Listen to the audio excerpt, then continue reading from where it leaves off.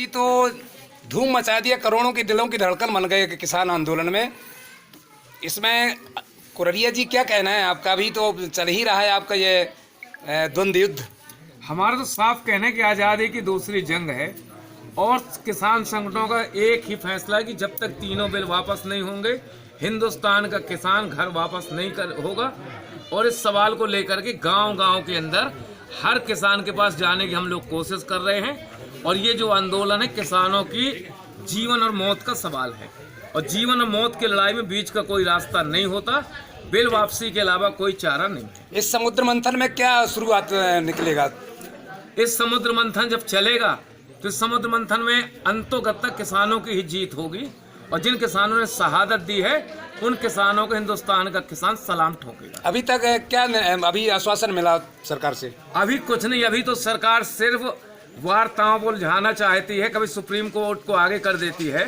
और किसान संगठनों को मालूम है कि ये लड़ाई नरेंद्र मोदी या भाजपा से नहीं, ये लड़ाई है कारपोरेट के खिलाफ। और जब औद्योगिक घरानों के खिलाफ जब लड़ाई होगी तो इनके साथ तमाम जो राजनीतिक पार्टियां हैं, जो इनके चाटुकार हैं, ये भी इस लड़ाई में कहीं ना कहीं पूंजीपतियों के साथ खड़ी हुई। कुरारिया जी, जैसे अभी सरकार बोल भी रही है और सभी किसानों को समझा भी रही है कि ये बिल वापस ही नहीं होंगे, ये स्थगित 1.5 साल के लिए कर देंगे, इसके बारे में क्या कहना है आपका? सीधा साधा कहना है ना कि बिना मांगे आपने बिल दिया, हमको बिल नहीं चाहिए, बिल वापस ले लो।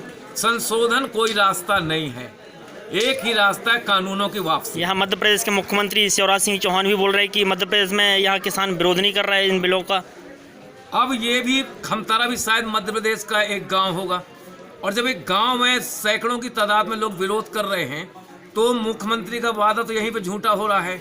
और मध्य प्रदेश का जहां तक सवाल है तो इन मुख्यमंत्री को बताना चाहते हैं कि जो पलवल बॉर्डर है वो पलवल बॉर्डर में 3 दिसंबर से अभी तक मध्य प्रदेश के ही किसानों ने वहां पे जाके नेशनल हाईवे को जाम किया था।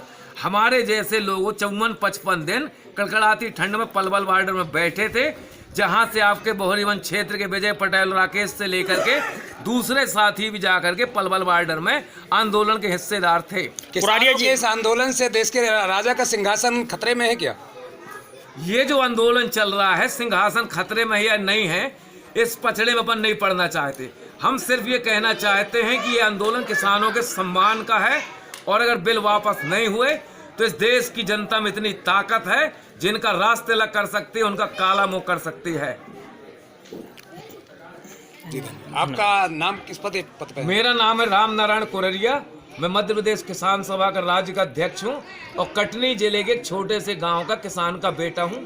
जानकारी ये लगी कि कुररिया जी आप अपना पूरा संपूर्ण जीवन इसी किसानों के हित में गरीबों की लड़ाई लड़ते लड़ते निछावर कर दिया, इसमें क्या कहना है आप? हम धन्यवाद देते हैं अपनी माँ को जिसने हम जैसे लोगों को ये संस्कार दिए हैं और किसान बेटा होने पर हमको गर्व है कि कम से कम आज़ादी की दूसरी जंग में लोग अपनी शहादत दे रहे हैं, खून बहा रहे हैं, कम से कम इस लड़ाई में हम अपना पसीना बहा रहे हैं, हम अपने आप को गौरवान्वित महसूस कर रहे हैं। कुरारिया जी, आप लोग दिल्ली से आ गए हैं, अभी दिल्ली की क्या स्थिति है? आप लोग तो यहाँ पे आ गए हैं। अभी दिल्ली की स्थिति, दिल्ली में 4 फरवरी को किसान संगठनों की बैठक हुई। उन संगठनों ने ये तय किया कि स्थानीय स्तर पर जो लाखों की तादाद में किसान है, पंजाब का, हरियाणा का, पश्चिम उत्तर प्रदेश का, राजस्थान का, ये आंदोलन चलाएगा। हम लोगों को आदेशित किया गया कि गांव-गांव जाइए, गांव के अंदर चौपाल बैठ के करिए, पंचायतें करिए और मध्य प्रदेश जैसे जो कमजोर राज्य है इस राज्य में किसानों की लामबंदी करिए। उसी निर्णय के आधार पर हम गांव-गांव पे लोगों को एकजुट कर रहे हैं। बहुत बहुत धन्यवाद।